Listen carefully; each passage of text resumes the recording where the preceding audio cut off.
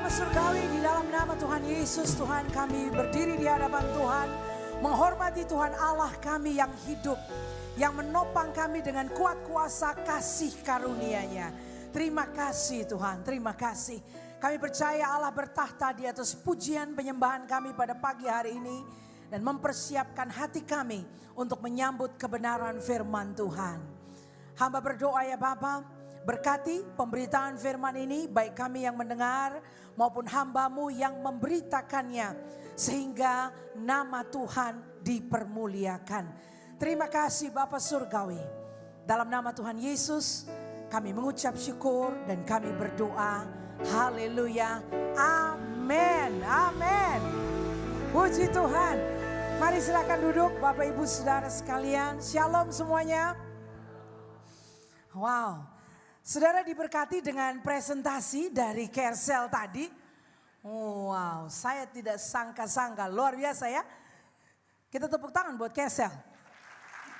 Iya, luar biasa. Saya agak kaget tadi, ternyata Pak Denny ikut maju gitu. Saya mau pikir Pak Denny mau ngapain, mau nyanyi kah mau? Selalu bisa ada gift ya, ada karunia-karunia yang tersembunyi, yang tiba-tiba bisa dimunculkan ke publik. Amin saudara ya. Jadi saya setuju, sepakat dengan apa yang Pak Denny tadi sampaikan. Kalau ada yang belum bergabung di Kersel, waduh kayaknya hari ini mesti daftar sih. Ya, saudara jangan mau rugi ya. Kita mau ikut Tuhan sepenuhnya dan apapun yang Tuhan taruh dalam kita memang perlu dikeluarkan. Amin ya. Nah saudara, pada pagi hari ini ternyata ini memang adalah bulan keluarga dan Kersel. Jadi saya rindu bisa berbagi dengan saudara-saudara mengenai topik berikut ini. Saudara, saya berikan judul Intentional Family, Building Family That Will Last. Ya, saya akan munculkan dengan ini atau multimedia bisa tampilkan. Oke. Ini judulnya ya saudara ya, Intentional Family, katakan intensional. Nah jadi ternyata saudara kalau kita berkeluarga, itu keluarga tidak terjadi begitu saja. Ya, tidak juga kemudian abrakadabra, simsalabim langsung jadi. Tapi keluarga adalah suatu institusi yang memang pembangunannya, katakan pembangunan. Wah, jadi ada unsur membangun ya saudara ya. Dan begitu kita bicara mengenai pembangunan, pembangunan bukan pembangunan kalau tidak intensional. Ya. Jadi semua kita tahu itu, rumah tidak bisa langsung jadi begitu saja. Simsalabim abrakadabra. Rumah membutuhkan rancang bangun. Rumah membutuhkan tenaga ahli untuk memikirkan akan jadi seperti apa. Bahkan saudara yang saya tahu ya, kalau kita duduk dengan seorang arsitek, arsitek akan tanya lebih dulu, what is our planning gitu, rencana kita apa? What do you have in mind? What is your vision? Kamu punya visi apa? Cita-cita seperti apa? Rumah macam apa? Lalu kemudian si arsitek itu akan membantu menerjemahkan, katakan menerjemahkan, ya. Apa saja yang jadi bayangan kita untuk kemudian menjadi suatu gambar desain, saudara. Ya, jadi memang ada proses di balik rumah-rumah bagus yang kita lihat. Anda silakan mampir aja muter-muter ke perumahan sebelah tuh ya. Lalu Anda touring aja gitu ya. Lewat, wow bagus ya, bagus ya. Itu enggak abrakadabra saudara, itu enggak simsalabim. Di balik rumah-rumah megah yang bagus-bagus yang kita lihat, yang mungkin saudara bisa dengan iman foto aja di depan rumah-rumah itu barangkali aja. Itu ada suatu proses yang disengaja untuk membuat rumah-rumah itu jadi kenyataan. Katakan proses. Nah, makanya pagi ini saya mau awali dengan memperkenalkan kata intensional itu kepada saudara sebelum kita nanti melihat materi yang saya sudah siapkan. Jadi intentional family, lalu subtitlenya adalah Building Family That Will Last. Membangun keluarga yang akan lasting atau bertahan. Katakan bertahan. Wow, jadi ada berapa banyak unsur yang kita perlu berkenalan ya. Kata-kata yang kita memang akan unboxing atau unpacking pada pagi hari ini. Jadi kalau kita bicara keluarga, ternyata di sana ada unsur pembangunan. Dan kalau membangun berarti ada unsur intensionalitas atau kesengajaan. Mengapa perlu ada pembangunan dan perlu ada unsur intensionalitas? Karena kita mau keluarga yang bertahan. Yang lasting, saudara. Siapa di sini yang kalau berkeluarga mau keluarga Anda bertahan sampai anak, cucu, cicit? Siapa yang mau? Ada yang rindu? Saya mau.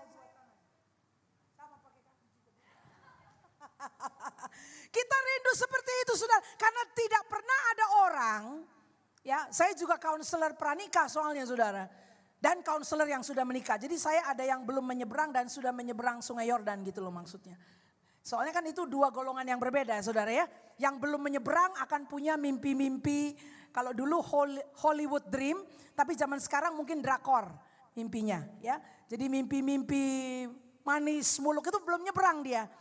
Nah, kalau kita interview yang belum menyeberang, mimpinya bagus-bagus, saudara.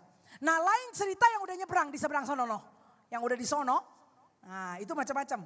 Bahkan yang dari sono mau ke sini lagi nyebrang balik. Betapa indahnya pada saat aku masih lajang dulu.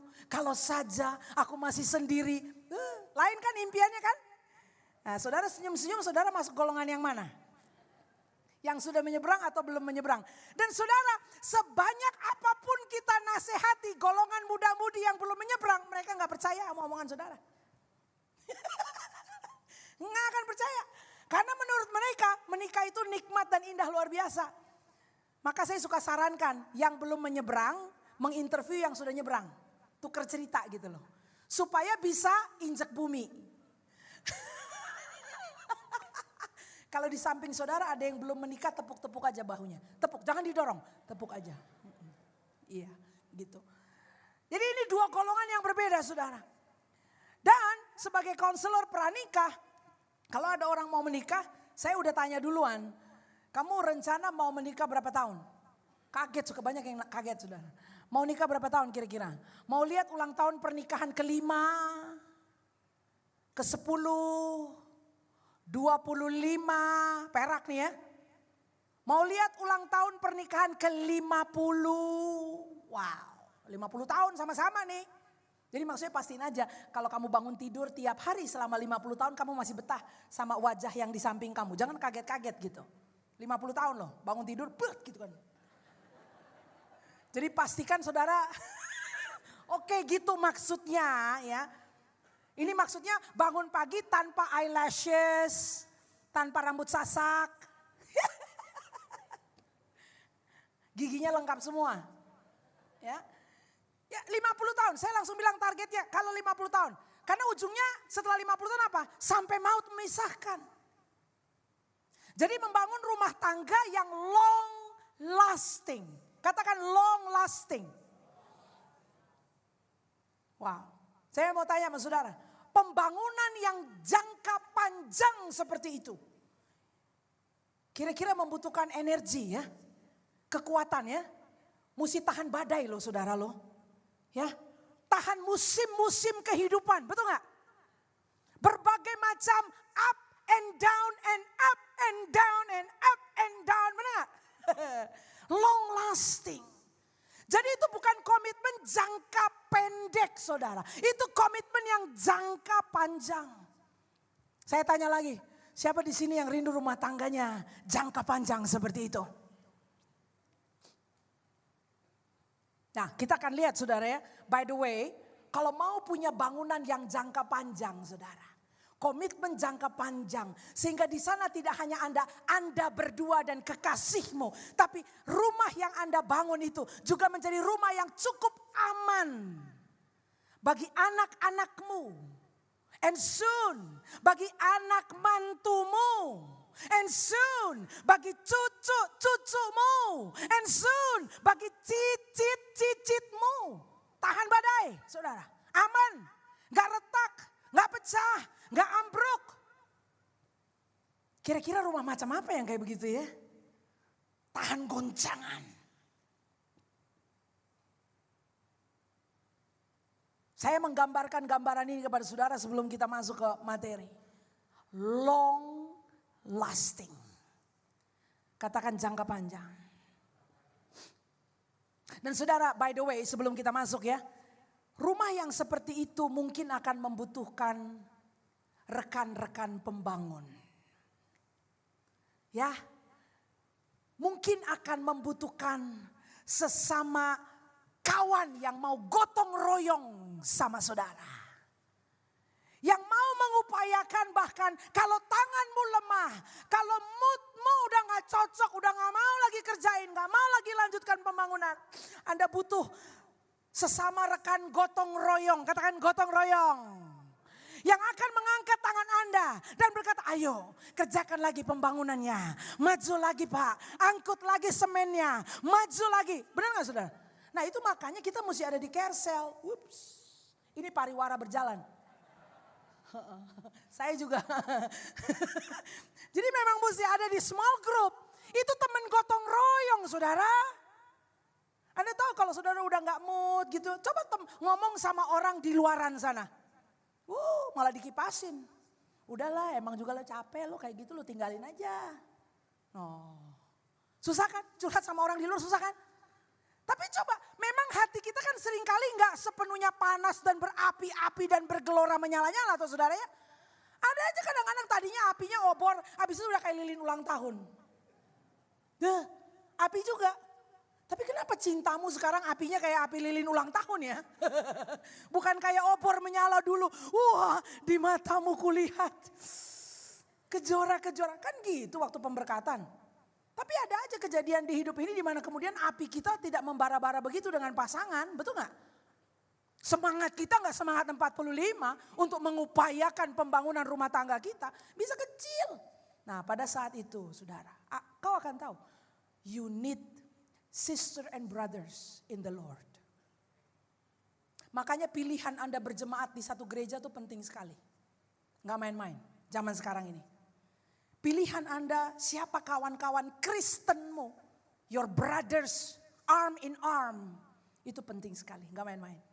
Dan mereka lah yang pada saat cintamu tidak berkobar seperti api menyala di obor itu, yang akan bisa kipasin Anda, yang bisa semangatin Anda. Sekali waktu Anda yang semangatin orang lain, tapi ada saat dimana kita butuh orang lain bicara ke kita dan semangatin kita saudara.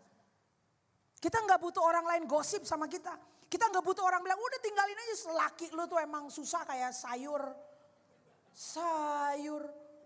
Bini lu tuh yang suka jalan-jalan melulu katanya kelayapan.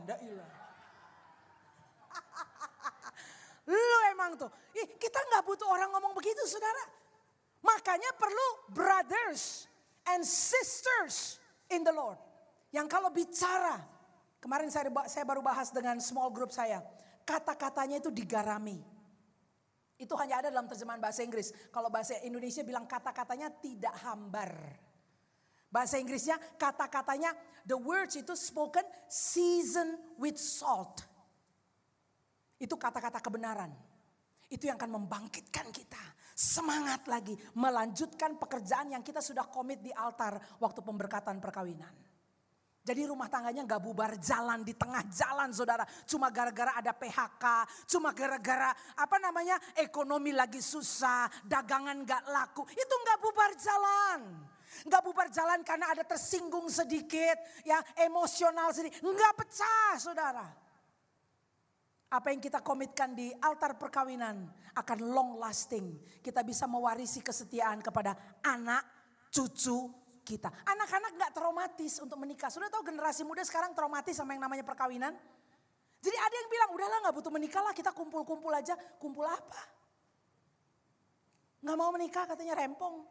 Toh juga ntar juga, temen gue juga ada yang pisah, ada yang ini, ada yang udahlah gak usah. Begitu saudara. Saudara yang sudah menikah, Anda punya tugas loh.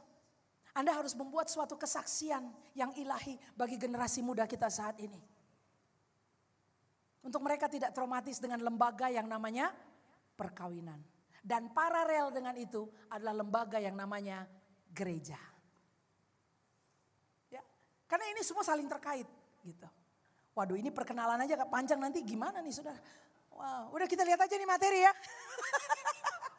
Oke, intentional family, building family that will last. Nah, kita lihat. Saudara, ada hasil penelitian yang berkata bahwa keluarga itu membesarkan kita dan membuat kita menjadi stabil. Jadi ini research ya. Bahwa kalau orang-orang dewasa sekarang atau anak-anak muda bisa stabil karena mereka berasal atau dibesarkan dari keluarga-keluarga yang sehat. Jadi bahwa institusi yang namanya keluarga itu menentukan stabilitas seseorang. Orang-orang itu nggak takut untuk bikin komitmen. Ya, karena datang dari keluarga yang juga committed. Papa mama yang saling setia. Jadi institusi keluarga membentuk orang-orang yang stabil. Ini hasil riset mengatakan begitu. Namun saudara, ada juga hasil riset yang berkata begini. Bahwa keluarga membuat kita menjadi tidak stabil. Halo? Dan bikin kita gila. Ada hasil riset juga bilang begitu. Loh, risetnya mana yang benar nih? Yang itu apa yang ini? Dua-duanya benar, saudara. Karena ternyata memang ada orang-orang yang kemudian tumbuh kembang menjadi tidak stabil dan traumatis. Dan itu terjadi karena dia dibesarkan dalam keluarga yang seperti itu. Jadi kalau ditanya kenapa kamu begini? Wah, di ruang-ruang kaunseling seringkali kita menemukan kasus-kasus seperti itu. Saudara, problema-problema yang kemudian kalau ditelusuri asalnya dari mana? Dari keluarganya. Jadi ternyata keluarga pun menjadi tempat di mana orang-orang mengalami pola asuh yang tidak stabil. Bahkan ada yang bilang, aku jadi gila katanya gitu. Orang kalau udah bilang, gila nih gue nih gara-gara mami gue tuh, babe gue tuh kayak gitu. Jadi dia stres karena orang tuanya sendiri, saudara. Pernah ketemu makhluk yang kayak begitu? Enggak, ini enggak ada di sini tentunya. Di sini mah orang tuanya baik-baik banget. Baik banget. Tapi kita menemukan, ini kenyataan saudara. Bukan cuma anak-anak remaja ya yang udah dewasa. Bahkan yang sudah umur kepala 4, kepala 5. Yang masih bisa mengingat momen-momen di mana mereka diperlakukan tidak baik oleh orang tuanya. Yang mendampaki kehidupan mereka hingga sekarang. Bahkan tidak hanya sekarang, mendampaki cara mereka berelasi waktu menjadi orang tua. Jadi udah nular kemana nih? Udah ke generasi ketiga, saudara. Jadi memang orang yang dilukai akan cenderung melukai. Dan sayangnya objek yang dilukai itu justru adalah darah daging sendiri. Nah, ini jadi lingkaran setan yang terus saja berulang-ulang, saudara. Dan gak sehat seperti itu ya. Jadi saudara, tidak ada yang lebih membuat manusia lebih berpotensi dilukai, lebih rentan disakiti daripada menjadi bagian sebuah keluarga. Wow, this is mind blowing. Berpotensi loh saudara. Karena anak-anak itu pertama-tama akan kenal orang tuanya dulu kan. Sebelum dia kenal gurunya atau guru sekolah minggu, betul gak? Kakak-kakak di gereja, dia sama mama papanya dulu di rumah. Nah bayangkan bahwa lingkungan rumah tangga yang harusnya memberikan atmosfer yang aman bagi tumbuh kembang anak-anak kita menjadi atmosfer yang hostile, yang membahayakan, yang membuat anak-anak kita ketakutan dan menciut karena treatment yang mereka terima di rumah-rumah. Jadi ini ada potensi, katakan potensi. Jadi berpeluang saudara ya, ada peluang. Katakan peluang. Ya. Tidak selalu terjadi begitu. Makanya tadi ada riset yang berkata bahwa waduh, kalau rumah tangga atmosfernya bagus, pola asuhnya bagus, itu akan berpotensi menghasilkan orang-orang yang sehat, yang tangguh menghadapi kehidupan. Jadi kedua potensi ini ada saudara. Ya. Termasuk yang tadi saya sampaikan, berpeluang untuk menyakiti Memang rentan sekali karena itu lingkungan yang pertama. Nah sekarang kalau begitu apa solusinya saudara? Firman Tuhan kita lihat bersama-sama ya. Saya kutip di sini. Mazmur 127 ayat yang pertama berkata begini. Bersama-sama kita baca. 3, 2, 1. Jikalau bukan Tuhan yang membangun rumah, sia-sialah usaha orang yang membangunnya. Jikalau bukan Tuhan yang mengawal kota, sia-sialah pengawal berjaga-jaga. Saudara, waktu saya hadirkan ayat ini juga kepada counseling yang ada dalam ruangan bimbingan pranikah. Saya bilang, kau fokusnya ke yang mana? Saya bilang gitu. Fokusnya yang mana? Oh, jikalau bukan Tuhan dong pastor, katanya begitu. Ya benar sih, boleh. Tapi entah kenapa, waktu saya lihat ini saudara, yang saya fokuskan ini sengaja saya bikin kuning. Karena memang pendapat umum bilang, ya sia-sia. Jikalau bukan Tuhan. Tapi bagi saya, yang berdegup di hati saya saudara, yang bikin nampol itu adalah bagian sia-sialah usaha orang membangunnya. Itu kayak geledek saudara. Katakan sia-sia. Dan kata sia-sia ini diulang 2 kali. Jadi ternyata dengan terus terang Alkitab berkata, if you want to build anything, kalau kita mau bangun apapun juga sebelum kita mengerucut kepada urusan rumah tangga dan keluarga.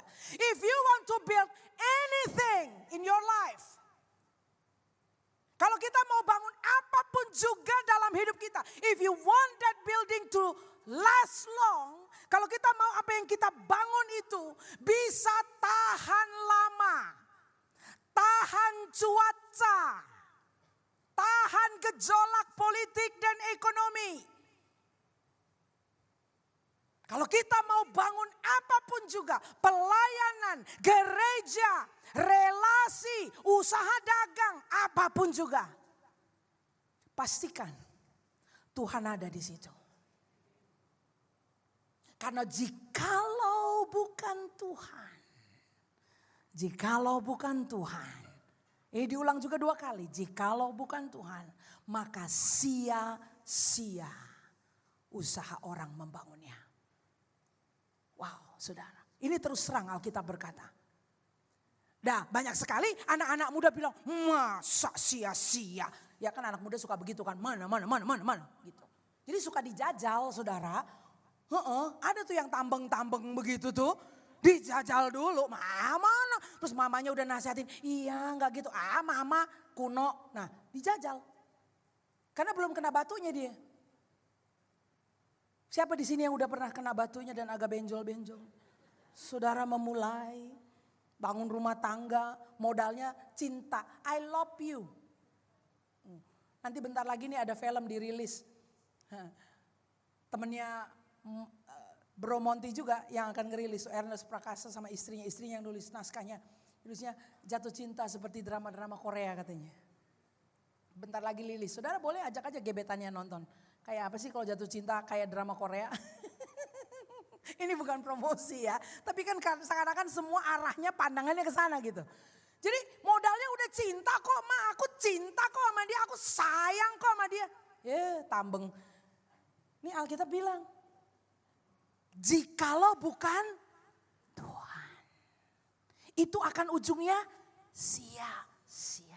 Akan ujungnya menyakiti hatimu. Akan ujungnya bubar jalan. Jikalau bukan Tuhan. Jadi pagi hari ini mari kita mulai dengan ayat ini saudara. Untuk apapun juga yang akan kita bangun. Entah itu karir kita, usaha kita, ministry kita, apalagi keluarga kita. We want the Lord, kita mau Tuhan yang membangun.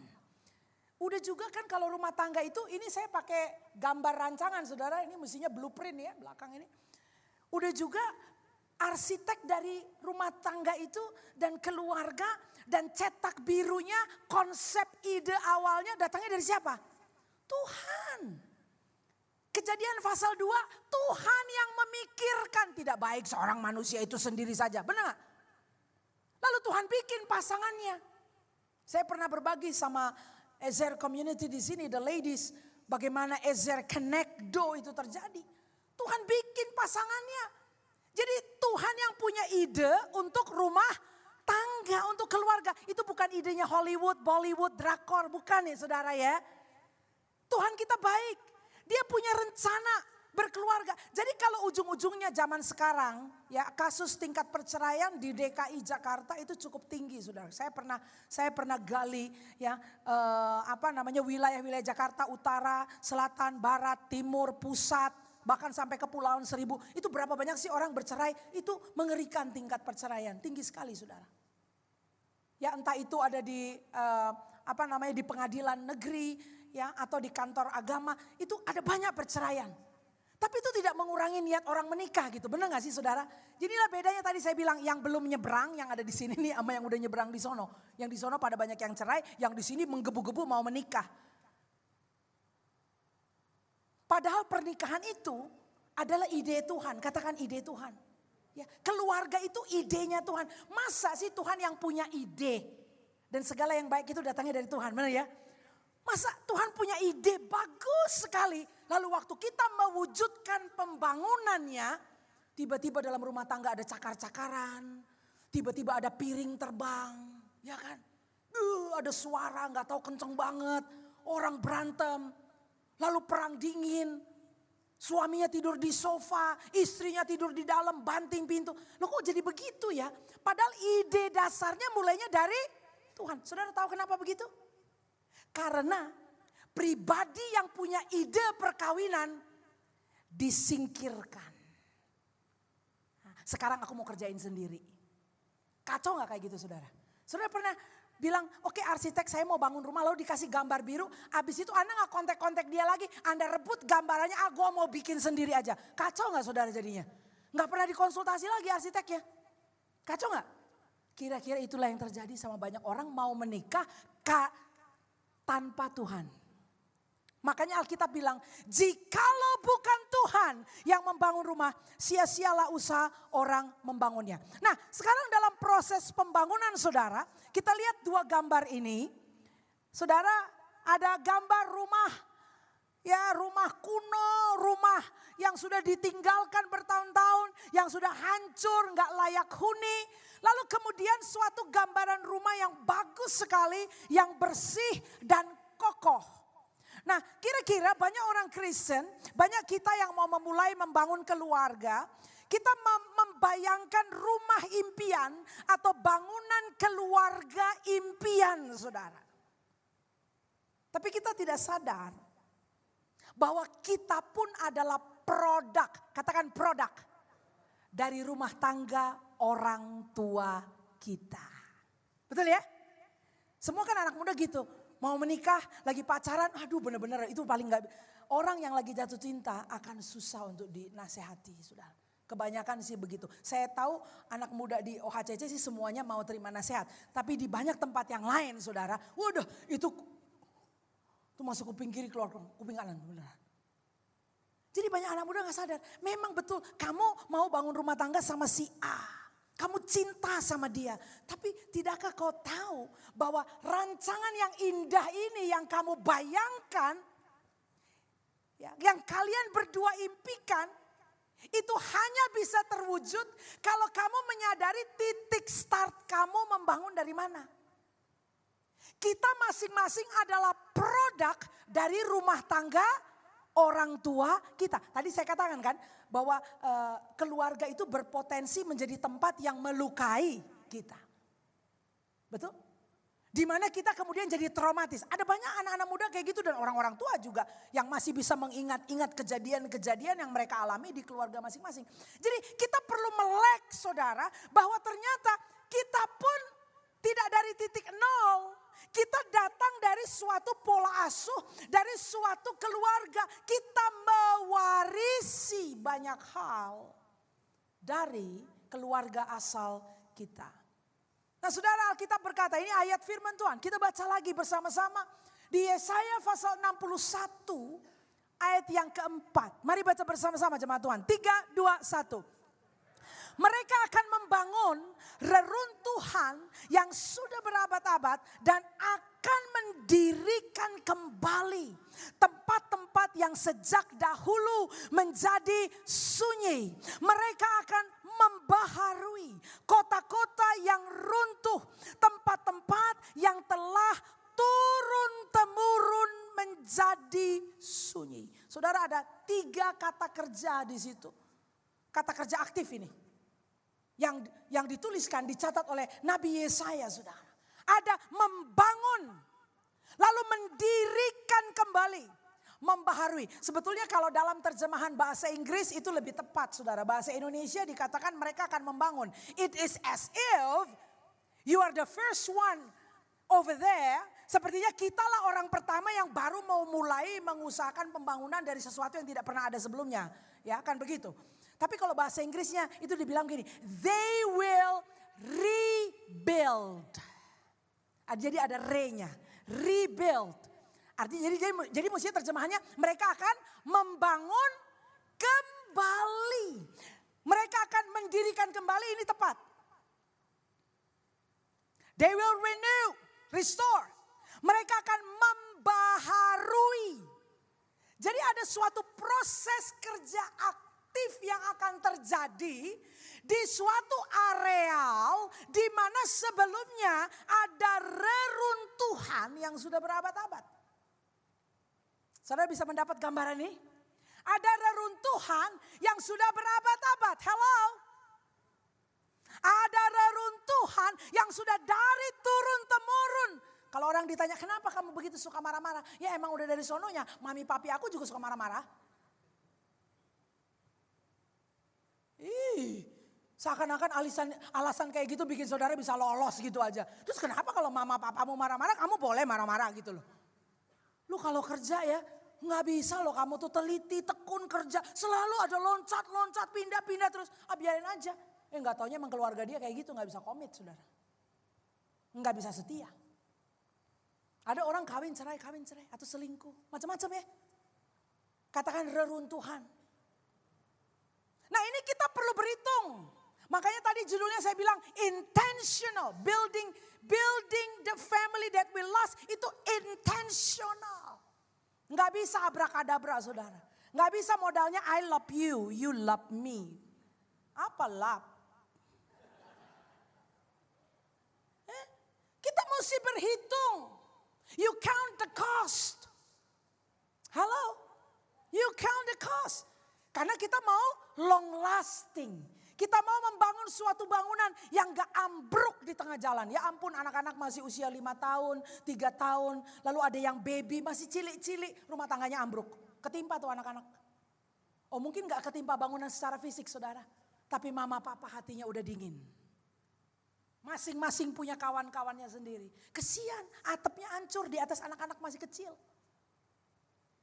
Kita mesti berhitung baik-baik saudara. Sekali lagi pariwara nih ya. Mesti gotong royong membangunnya. Enggak bisa sendirian saudara. Penting sekali punya rekan-rekan membangun. Kalau Anda lagi enggak mood, ada yang dorong semangat Anda. Amin. Penting sekali berada di dalam komunitas gereja. Supaya ada yang mengingatkan. Anda lagi enggak semangat, ada yang dorong. Supaya atap enggak jatuh menimpa anak-anak kita. Anda paham, bergereja itu penting sekali. Ada di dalam small group itu penting sekali. I cannot stress it. Saya nggak bisa tekan lebih jauh lagi. Memang penting saudara. Supaya rumah tangga kita long lasting. Nah di sini dikatakan tadi bahwa kita akan membangun. Katakan saya akan membangun. Ya, we will rebuild. Lalu we will restore. Kita akan mendirikan kembali. Kita akan membaharui. Dan kerusakan ini adalah kerusakan yang berabad-abad. Kerusakan ini adalah kerusakan yang sudah runtuh turun-temurun saudara. Jadi memang ada hal-hal yang diwariskan dari pola-pola asuh di keluarga kita. Dari zaman nenek moyang terus berturun-turun terus. Ini kalau duduk sama Ibu Iliana, Anda akan mendengarkan materi-materi yang beliau sampaikan. Bahwa ada generational things that we inherited. Ada hal-hal yang secara generasi diwariskan kepada kita. Seperti apa? Nah, nanti kita mesti lihat saudara. Jadi ini mesti berhitung. What was the condition? Apa kondisinya per hari ini? Anda datang dari pola keluarga seperti apa? Bagaimana kondisimu hari ini? Katakan saya perlu cek diri saya. Ya, nggak bisa kan kita selalu ini kamu nih kayak mama kamu nih kayak papa kamu nih, selalu kamu. Lah kita sendiri kayak siapa? Benar nggak? Kita kayak siapa? Kalau lagi ngomel lu mirip siapa? Kalau lagi ngambek, itu kayak siapa? Nyalain pasangannya terus. Kita perlu cek diri kita saudara. Nah makanya waktu kita bicara mengenai intentional planting, it involves planning, it involves preparing the ground, and it's also time bound. Waktu kita bicara mengenai intentionalitas, mengenai kesengajaan untuk membangun bangunan keluarga, maka perlu ada perencanaan. Perlu ada persiapan. Itu juga melibatkan proses waktu. Rumah tangga yang kokoh tidak simsalabim langsung terjadi dalam satu hari. Betul gak saudara? Karena pemulihan itu progresif. Pemulihan itu butuh proses. Jadi kalaupun pasangan Anda belum berubah sekarang, Anda mesti bertekun. Enggak menyerah di tengah jalan. Dia mau saya udah ngomongin tetap aja tuh kayak begitu. Tetap aja kayak begitu. Enggak. Tidak instan. Ayo senggol kiri kanannya. Katakan tidak instan. Ya, instan mah makanan aja di microwave ya. Rumah tangga tidak ada instan. Boleh setuju begitu? Tidak ada instan. Jadi unsur waktu ini penting banget. Kalau dia belum berubah sebulan ini, ya bertekun. Kalau dia belum berubah, udah setengah tahun, baru setengah tahun. Nah, tanya nih tante-tante yang udah menggumuli suaminya supaya dilawat Tuhan. Ada yang 5 tahun, ada yang 10 tahun saudara. By the way saya senang, boleh kesaksian sedikit nih, kesaksian nih, boleh. Ada satu ibu, ini ibunya kenal kayaknya ya. Jadi dia di industri perfilman suaminya. Ya. Ibu ini saya layani dia 13 atau 15 tahun lalu lah. Ya. Dia bertobat, terima Tuhan. Dan semenjak dia bertobat tentu ya ibu-ibu itu kalau udah dijamah Tuhan gitu. Pasti nomor 1 yang dia kepingin dijamah Tuhan lagi siapa? Suaminya. Enggak mungkin Pak Supir gitu, tukang sayur. Enggak lah, sekalipun ibu pendetanya bisa bilang targetkan jiwa-jiwa. Nomor 1 yang sebelah dia itu. Ya kan? Jadi semenjak hampir 15 tahun lalu doa dia selalu doain suami. Ya, dia doakan. 10 tahun lewat tidak ada perubahan. Saudara. Saya kurang lebih 15 tahun ya, 15, 12 sampai 13 tahun segitulah pokoknya tapi 10 tahun lebih. Nah tahun 2022 lalu ibu ya pada perayaan Jumat Agung saya ketemu sama suaminya. Mereka tuh sebelumnya sudah hampir pisah. Tapi kemudian Tuhan lawat dan rumah tangganya pulih. Jadi suaminya pikir aku sudah bagus dong. Rumah tangganya gak pisah kan kita. Udah dong oke dong. Tapi kan belum lahir baru. Jadi itu kayaknya sudah rumah tangga yang penting gak cerai. Udah bagus. Tapi saudara saya bilang jangan puas dengan kemenangan yang separoh. Either you have the victory or you don't have victory. Jadi orang kadang-kadang suka berhenti berdoa di situ. Sudah suami saya jadinya tidak lagi pulang pagi. Dia sekarang pulangnya sudah jamnya normal. Yang penting dia ada di rumah. Biar kata masih kayak cerobong asap. Lalu begitu ya, yang penting dia udah pulang. Daripada dia minum tempat lain saya nggak ngeliat mukanya, yang penting dia pulang. Tapi pulang dia mabok juga. Yang penting pulang. Udah gitu banyak ibu yang kemudian selesai. Enggak saudara, itu masih separuh. Nah ini ibu doa terus. Jadi tahun 2022 kemarin saya ketemu sama suaminya. Setelah saya layani mereka gak cerai, akhirnya hari itu ketemu lagi. Waktu ketemu saya dapat kesempatan untuk sharing the gospel. bagikan rencana keselamatan Allah. Pemberitaan mengenai Yesus mati di kayu salib. Udah sekitar sampai jam 9 malam, saya lihat-lihat mukanya gimana nih. Dia menerima. Jadi tadinya duduknya nyender sampai maju begitu. Nah, itu kita juga mesti belajar Bu. Ya, orang tuh kalau dengar firman Tuhan kayak begini-begini, itu belum. Tapi sampai firman Tuhan tuh masuk sampai dia maju. Begitu. Oh ini benar. Benar. Jadi saya bilang begini. Jadi bagaimana bro? Kamu terima apa yang saya sampaikan? Dia bilang, oh terima pastor. Jadi saya mesti bikin apa? Wah itu pertanyaan $1 million question. Jangan nanya kayak gitu sama hamba Tuhan saudara. Kita mau langsung aja close deal. Orang sales paling tahu. Saudara kalau udah ngomong mengenai panci. Terus sampai klien Anda bilang. Jadi gimana saya mesti bikin apa? Nah ya belilah pancinya kan begitu. Kita ngapain? Jadi dia tanya jadi saya mesti bikin apa? Wah saya bilang bro give me the honor. Would you give me the honor? Mau gak kamu kasih saya kehormatan? To lead you to the Lord. Untuk pimpin kamu kepada Tuhan. Kan begitu. Itu pertanyaan. Orang sales begitu kan. Jadi gimana nih? Ya belilah pancinya kan gitu. Terus dia bilang. Boleh pastor. Ya saya mau. Mau tunggu apa lagi? Katanya begitu. Wah. Saudara mau tunggu apa lagi? Saya bilang sekarang juga. Jadi kita doa saudara. Dan dia terima Yesus malam hari itu. Istrinya di sampingnya leleran air mata saudara. Kenapa? Doanya sudah 10 tahun lebih. 10 tahun lebih saudara. Hari itu dia lahir baru. Saya juga nangis. Kenapa? Saya juga kan ikut doain dia. Dan saya gak puas cuma mereka gak cerai. Karena kita mau keselamatan. Amin ya. Kita mau keselamatan. Nah dia lahir baru kan. Wah kita happy gitu. Udah 2 minggu 3 minggu lewat. Istrinya bilang gini, dia kontak saya. Pak si Evelyn, jadi gimana ya? Suami saya itu udah lahir baru. Tapi dia masih terobong asap. Lalu dia masih minum. Gimana dong pastor katanya. Ya saya bilang gini loh. Kamu itu sudah doa 10 tahun lebih. Lalu dia confess the Lord, terima Yesus. Menurut kamu saya bilang. Apakah Tuhan akan kerja separuh-separuh? Tidaklah, kita orang suka kerja separuh. Tuhan mah gak pernah kerja separuh. Jadi karena Tuhan sudah bawa jawaban doamu setelah 10 tahun lebih. Kamu pegangan sama Tuhan karena Tuhan akan lanjutkan pekerjaannya. Gak usah dicerewetin suaminya. Karena suami kalau dicerewetin malah makin ganas. Jadi jangan cerewet. Pokoknya kamu diam aja. Oh gitu ya? Iya tapi berdoa. Oke pastor. Jadi dia gak koreksi suaminya. Kan banyak ibu-ibu yang juga suka nyinyir ya. Apalagi suami udah ke gereja. Kamu tuh udah gereja tapi masih merokok. Kamu sudah gereja, kamu ikut kersel. Kenapa masih minum? Aduh kalau kayak gitu saudara. Suaminya sekalian minum di depan saudara. Apa lo. Nah gitu. Jangan saudara. Ini yang tepuk tangan kenapa? Suka nantangin suaminya.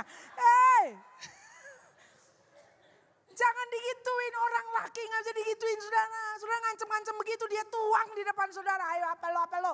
Begitu dong, jangan. Jadi saya bilang pokoknya doa terus. Saudara satu hari dia telepon saya lagi. Dia bilang Pak Evelyn saya gak tahu itu botol-botol ada di mana. Dari lantai 2 habis gak ada botol-botol lagi. Saya bilang yakin lo gak ada. Di kamar tidur juga gak ada botol-botol Pak Evelyn. Terus dia bilang apa suami saya sembunyiin ya. Saya bilang tuh kan otaknya ya. Kadang-kadang Tuhan jawab doa kita, tapi kitanya masih tetap aja, bener gak nih?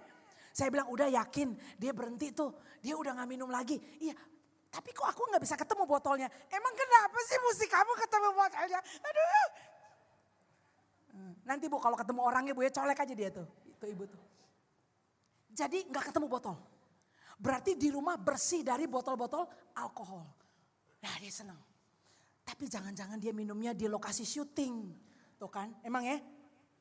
Saya bilang gak heran lo Tuhan mesti 10 tahun lebih jawab doa lu. Habis lu gitu sih mikirnya. Ya kan gak positif aja gitu. Ya tapi kan gimana, udah percaya.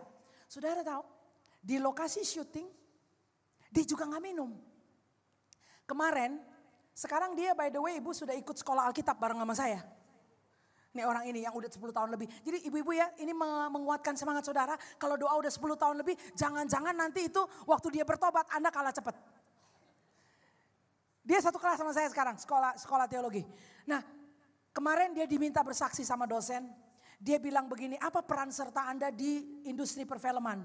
Dia bilang begini, Pak, ya saya kan udah berhenti minum, di meja saya itu sudah tidak lagi botol-botol. Dan ya kayaknya teman-teman, produser yang lain apa segala macam, jadinya gak berani bawa botol juga kalau lagi syuting. Jadi sekarang di mana dia berada di lokasi syuting, di radius tempat film itu dibuat, tidak ada botol alkohol. Terus dia bilang ini, ya terserah kalau mereka mau, saya nggak tahu mereka mungkin minumnya di ujung-ujung mana. Tapi di lokasi syuting bersih alkohol. Saudara yang terkasih, saya tadi mau ngomong apa ya? Nih, membangun itu tidak satu hari. Saya angkat jempol buat para istri yang tidak menyerah mendoakan pasangannya. Kalau saya berdiri di samping saudara, saya mau tepukin bahunya. Mungkin para ibu perlu begini. Tidak menyerah, nggak menyerah, nggak menyerah, nggak menyerah. Tidak menyerah. Amin. Banyak para suami di sini, Anda bisa duduk di sini karena istri Anda mendoakan Anda. Ya, siapa yang duduk di samping istri yang mendoakan boleh sih dipeluk, dicium juga boleh. Boleh. Saya kasih, silakan. Kamera boleh disorot nih. Ya. Anda tidak tahu berapa banyak tetesan air mata. Berapa banyak mungkin ada hari-hari dia mau jemu, dia nyerah. Tapi ada sesama rekan ibu yang lain bilang, ayo doakan terus. Sekarang pasangan yang saya ceritakan ini sekarang saudara, istrinya yang kewalahan untuk bisa ikut berlari dengan suaminya. Dan kemarin di awal bulan Oktober I think. Ada baptisan saudara. Dan yang dibaptis itu bukan si pria ini. Karena dia sudah dibaptis duluan di Sungai Yordan, di Israel. Tapi yang dibaptis adalah anak rohaninya. Dari industri perfilman juga. Jadi sekarang kalau dia berangkat syuting, ini sekarang lagi ada project syuting. Itu ada 4 atau 5 orang rombongan.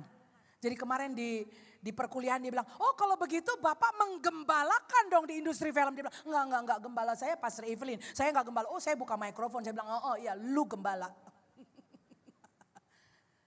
Siapa pernah duga 13-14 tahun lalu bahwa seperti inilah pembangunan rumah tadi. Dari reruntuhan yang sudah berabad-abad saudara. I want to let you know, kita tidak menyerah dengan keluarga kita saudara. Peduli apa setan mau taruh intimidasi, Anda ada di sini dan Anda akan dengar perkataan firman Tuhan bahwa Tuhan ingin Anda membangun keluarga Anda. Kasih karunia yang Tuhan curahkan kepada kita waktu kita mengalami Yesus itu bukan semata-mata untuk dirimu. Karena kasih karunia itu menjadi modal Anda untuk mengerjakan pembangunan bagi keluargamu. Yesus itu lahir di tengah keluarga saudara. Itu artinya dia hadir di tengah reruntuhan untuk memulihkan keluarga-keluarga. Saudara percaya ini? Katakan intensional. Ya, jadi kalau saya lihat orang di gereja, ya misalnya ada 40-50 orang di gereja. Saudara, yang saya lihat bukan 40-50 orang. Yang saya lihat 40 garis keturunan di belakangnya. Itu termasuk orangnya satu di depan. Tapi di belakang dia ada mama, papa, om, tante, kakek, nenek, anak, keponakan, garis keturunan. Dan kasih karunia Allah memampukan kita untuk melihat pembangunan turun-temurun saudara. Ini yang bikin saya bersemangat bergereja. Ini yang bikin saya semangat ketemu orang. Karena satu orang adalah lubang kunci untuk seluruh garis keturunan. Gak main-main. Kita seringkali dengar firman Tuhan ya. Satu orang bertobat, seisi. Saudara tahu rumah itu bukan hanya rumah fisik. Orang bilang, oh jadi kalau aku bertobat berarti siapa aja yang ada di rumah aku itu juga akan dilawat Tuhan. Ya itu boleh diterjemahkan begitu. Tapi rumah bicara juga mengenai garis keturunan. Wow saudara, garis keturunan. Nah sambil saya ngomong begini pasti Anda membayangkan, oh berarti mama, papa, engkong, ama, Wah, semua dong ya. Yes, semua orang yang bertalian hubungan keluarga dengan saudara, itu akan kena di lawat Tuhan. Senggol kiri kanannya katakan get ready. Ya, makanya kita perlu melihat saudara, untuk perencanaan pembangunan perlu ada genogram check. Ya nanti Anda boleh Google genogram itu apa sih? Itu semacam pohon keluarga. Tapi tidak hanya kita mendaftarkan anggota-anggota keluarga kita saja, tetapi juga kemudian menilai di dalam mapping pohon keluarga itu ada trait atau ada ciri-ciri khas apa saja dalam pohon keluarga kita. Karena ternyata kita mewarisi sekian banyak hal di dalam pohon keluarga tersebut. Tidak hanya kita mewarisi physical feature ya. Gampang sekali orang kita melihat, oh kamu mirip papamu ya, rambutmu keriting kayak opa kamu, rambutnya berombak. Nah itu kita gampang lihat saudara. Kita mewarisi hal-hal yang fisik. Namun saudara tahu gak bahwa dalam pohon keluarga kita juga mewarisi pola berelasi. Katakan pola relasi. Nah coba makanya nanti Anda PR lah pulang dari sini coba urut-urutkan tuh. Anda bersaudara berapa, kemudian papa mama bersaudara berapa, papa bersaudara berapa. Lalu lihat ada engkong, opa, oma di atasnya. Kalau masih bisa Anda lanjutkan gitu ya. Lalu Anda lihat ciri khas keluarga kami ini apa aja. Pola-pola berelasi ini termasuk saudara, apakah ada di dalam pohon keluarga Anda unsur-unsur di mana orang tidak setia satu sama lain. Jadi gagal menikah gitu ya, gagal perkawinan, kawin cerai. Atau ada main hubungan-hubungan ekstra di luar perkawinan. Atau mungkin pola berelasi di mana Koko sama Cici berantem gak tegur-tegur sapa, perang dingin. Perang dingin. Ini perang dingin sama ini, yang ini perang dingin. Waduh gimana ya, waduh di generasi aku juga jadi gak akur nih. Nah katakan pola berelasi. Itu diwarisi saudara, ada di dalam pohon keluarga kita. Lalu kemudian ada apa? Cara berkomunikasi. Termasuk intonasi-intonasi ya. Saudara, jadi memang ada suku-suku tertentu yang kalau bahasa normal aja gitu ngobrol, gak usah pakai mikrofon. Emang kenceng saudara. Karena dia tinggal di kota gunung. Kalau ini kenceng karena saya biasa KKR dulu. Apa boleh buat ibu, itu speakernya powernya kurang. Jadi saya mesti punya power sendiri di sini saudara. Ini tim saya suka bilang, Pas Evelyn boleh gak kalau ngomong tuh. Tapi hati saya tetap hangat. Ya orang-orang di gunung-gunung tuh ya, Makassar termasuk. Ya, orang Makassar, orang Sumatera, di ujung makin ke timur makin hangat, makin ke barat makin hangat. Jadi kayaknya yang agak dingin itu mungkin Pulau Jawa, tapi Jawa Timur agak hangat juga dia. Bilang, kenapa kamu kalau ngomong kenceng banget sih? Enggak, itu bukan kenceng say, hangat. Beda sama orang Solo kan. Saya kalau ketemu orang-orang dari tengah-tengah tuh, Solo tuh, saya bilang lu ngomong apa sih, kencengkan dikit boleh gak? Saya kayak pengen kasih mikrofon. Kurang denger saya nih. Kebayang gak kalau yang dua kayak gitu gabung di satu rumah? Repot kan ya?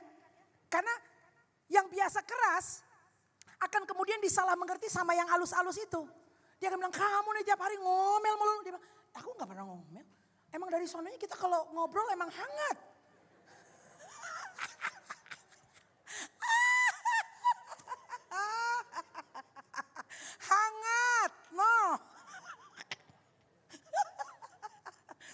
Jadi kalau ngobrol tuh rasa kayak perang. Kayak debat gitu loh. Enggak lah, makin hangat makin enak tuh. Makan juga kan maunya sambalnya pedes-pedes. Ya, saudara makin ke timur tuh Indonesia, cabenya tuh paling kecil-kecil. Makin kecil makin gila tuh pedesnya. Makanya kalau ngomong dia kenceng. Karena bersuara gitu loh. Coba deh ke Jogja. Ya, makanan semua manis. Makanya orang ngomongnya, tapi makin kita ke timur, cabai makin kecil-kecil, makin pedes tuh. Jadi hangat ya, saudara coba bilang hangat. Nah, jadi tolong jangan salah mengerti ya. Intonasi, lalu kemudian emosi. Emosi itu diwariskan. Emosi sehat atau emosi yang tidak sehat. Lihat loh saudara, Kita sangat familiar tadi hanya dengan raut muka, wajahnya, tinggi badannya. Aduh saudara, tapi more than that. Kita mewarisi banyak hal ini. Lalu ada apa? Kebiasaan-kebiasaan baik atau buruk. Lalu cara menyatakan sayang. Nih saya mau cerita sedikit nih cara menyatakan sayang. Saya punya tuh kenalan saudara. Yang kalau, nih bapak-bapak. Yang kalau digandeng tangannya di mall. Anaknya gandeng tangannya sama dia ditepak. Loh, ditepak. Sama dia udah gak usah gandeng-gandeng gitu kan. Istrinya juga gak bisa digandeng. Istrinya mau gandeng, gak usah. Ini di tempat saya, kalau di sini kan semua suka gandeng-gandeng anak sama gandeng istri kan ya. Ini di tempat saya di Jakarta Barat. Gak usah. Terus saya bilang, Bapak kenapa sih? Susah mau gandeng. Lalu untuk ngomong sayang, papa nih sayang sama kamu. Itu juga kayak berat ngomongnya. Terus dia bilang, Bapak kenapa sih? Ngomonglah, sayanglah sama anak. Terus dia bilang ini, Pastor aku tuh sayang sama anak-anak aku. Anak-anak aku belum ngomong aja, aku siapin. Kamarnya aku yang bangun, aku yang dekor katanya gitu. Dia pulang udah siap kamarnya, pokoknya aku sayang sama anakku. Iya tapi anak kamu perlu dengar juga kamu ngomong sayang. Dia bilang, kenapa sih mesti ngomongmu sayang? Susah dia. Anda tahu kenapa susah? Karena dia datang dari keluarga yang tidak pernah ngomong sayang. Enggak pernah ngomong sayang. Jadi berat buat dia karena gak ada modelnya. Dia gak bisa contoh siapapun orang laki yang bilang, papa nih bangga sama kamu, papa nih sayang sama kamu. Gak ada contoh. Sehingga waktu dia punya anak-anak juga dia gak bisa ngomong. Waduh kasihan saya saudara. Nah ini perlu dirawat, di mana dirawatnya? Tempat perawatan di mana? Instalasi gawat darurat. Di mana saudara rawatnya? Bukan rumah sakit, di bengkel namanya gereja. Workshopnya namanya apa? Komsel. Di sini namanya Kersel toh? Itu dia bengkelnya tuh. Karena kalau nggak masuk di bengkel begituan, dia juga nggak pernah tahu. Dia pikir ini normal. Pokoknya kan aku udah sayang sama anak aku. Aku sekolahin, beli baju, beli sepatu, bikin kamarnya, itu udah sayang. Terus anaknya bilang, papa nih nggak pernah bilang sayang ke kita. Pusing nggak tuh? Anaknya nggak merasa disayang, padahal bapaknya udah sayang banget. Ngerti nggak? Inilah namanya lost in translation. Ada filmnya ya? Nggak nyambung. Dan kesian kan anak menuduh papa nggak sayang, papa nggak sayang. Loh bapaknya akan terluka nggak saudara? Karena menurut bapaknya papa tuh sayang. Tapi anaknya bilang anak-anak lain digandeng loh sama papanya loh. Papa aja nih nggak mau gandeng aku. Papa nggak pernah ngomong. Ya, jadi saling melukai kan saudara ya. Nah untuk yang kayak begini, di mana bisa ketemu penyakitnya? Di bengkel. Coba saya tanya, di OHCC ada yang perlu masuk bengkel?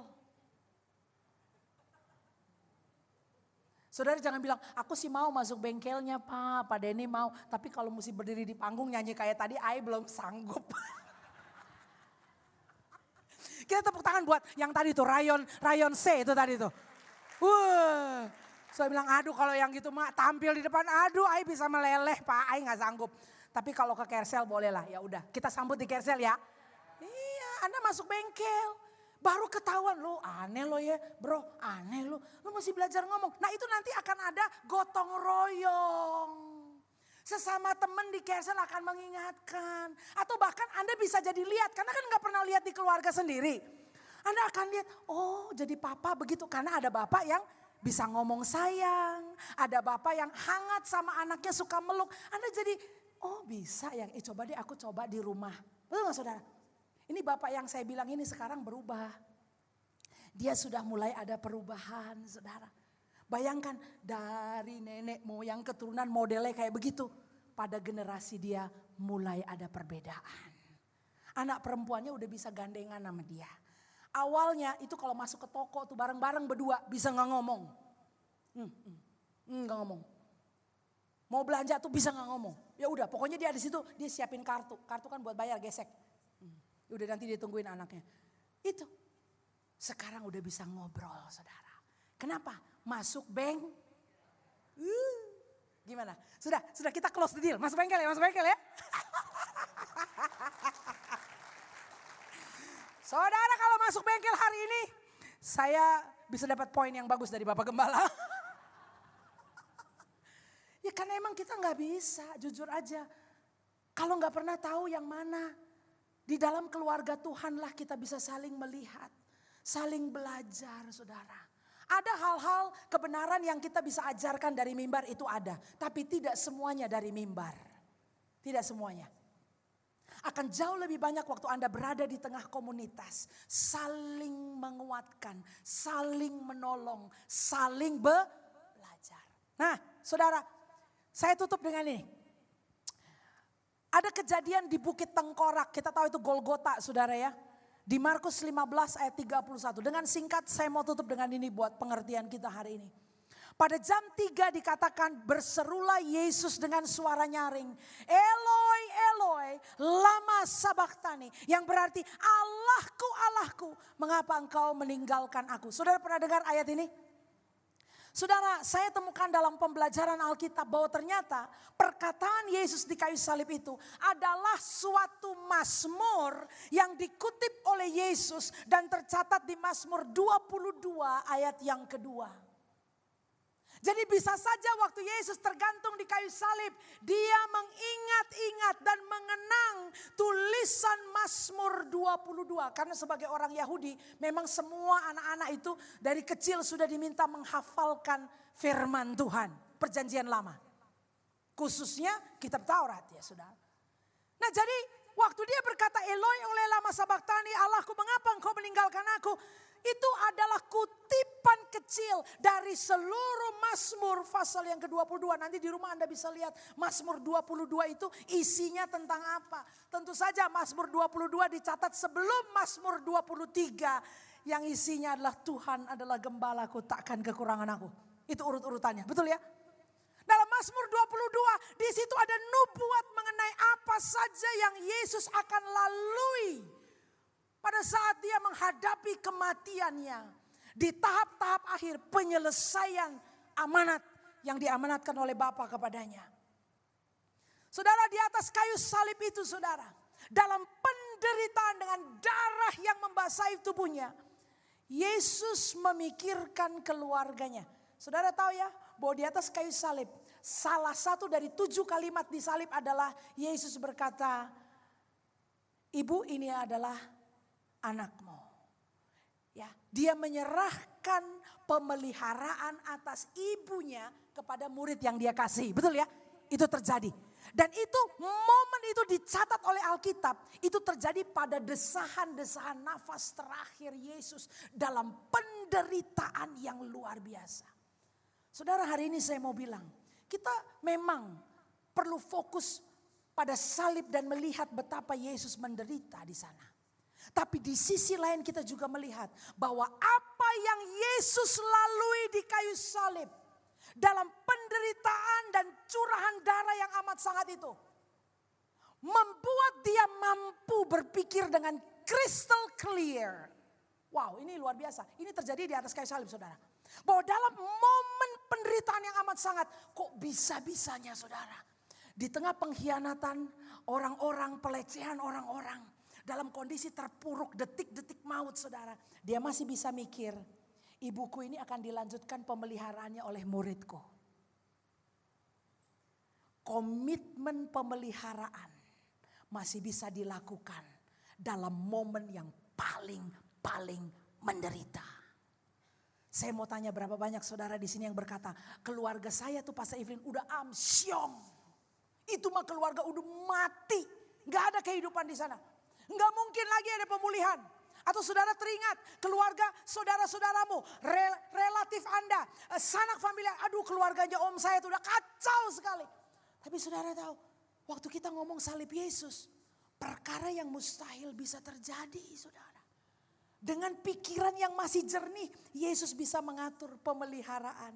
Maria, dia taruh Maria ke tangan Yohanes. Saudara, saya bilang begini, kita tidak bisa menjadi keluarga jika kita tidak jadi murid lebih dahulu. Nangkep ini? Kita harus mengakui bahwa sukacita dan tanggung jawab yang muncul sebagai bagian dari keluarga itu terbentuk bukan oleh darah biologis, tapi darah penyaliban.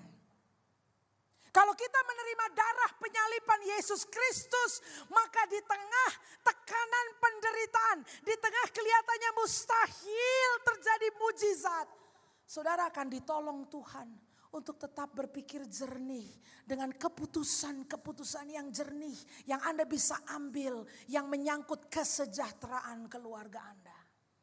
Banyak orang mengambil keputusan yang gila-gilaan, saudara. Otaknya jadi tipsi. Dia bilang, enggak, aku cerai aja. Loh, kok cerai? Udah menikah 30 tahun kok mau cerai? Kenapa begitu? Karena tidak ditangani oleh salib Kristus. Ingat baik-baik, our families shape us. We shape our family. Ya, tadi saya buka dengan statement itu. Kita dibentuk oleh keluarga kita. Lalu kemudian giliran kita pun akan membentuk keluarga kita. Namun saudara, kita perlu mengizinkan the cross to shape us both. Membentuk kita dan membentuk keluarga kita. Catatan terakhir, it takes intentionality to build a strong family that will last. Dibutuhkan intensionalitas. Katakan, saya perlu sengaja membangun keluarga saya. Jadi keluarga harmonis, gereja harmonis, bengkel-bengkel yang berfungsi dengan baik. Itu tidak terjadi secara otomatis. Kita perlu kerjakan. Dan tidak kerjakan sendiri, kita kerjakan gotong royong. Makanya Anda yang belum ada di Carecel, perlu masuk di Carecel. Karena ternyata Anda butuh pertolongan orang lain untuk mengupayakan pembangunan keluarga Anda. Amin saudara. Kita beri tepuk tangan bagi Yesus Kristus. Kita satu dalam doa ya. Bapa Surgawi, kami mengucap syukur pada pagi hari ini. Terima kasih buat firman Tuhan yang boleh disampaikan bagi gereja ini. Terima kasih Tuhan. Aku bangga melihat pasutri-pasutri, bahkan orang-orang tua senior dan yang muda-muda yang mau memberi diri berada di Carecel. Kami tidak sempurna. Tapi pada saat kami berdiri berjejer bersama-sama sebagai gereja Tuhan, sebagai keluarga Allah, maka kami bisa membangun keluarga kami. Dan keluarga yang kami bangun akan tahan badai. Long lasting. Kami kerja gotong royong Tuhan. Aku berdoa biar berkat-Mu turun bagi setiap saudara-saudara kami. Mereka yang telah bahu-membahu berdiri di gereja ini untuk mengupayakan pembangunannya. Pembangunan keluarga demi keluarga, biar anugerah Allah turun dan menyertai. Sehingga akan lebih banyak lagi pasutri-pasutri, keluarga-keluarga, orang-orang lajang yang dibangun kokoh di dalam Tuhan. Terima kasih Bapa, kami tidak kekurangan di dalam Engkau. Terpujilah nama-Mu ya Tuhan. Dalam nama Tuhan Yesus, hamba mengucap syukur dan berdoa. Haleluya. Amin. Amin. God bless you.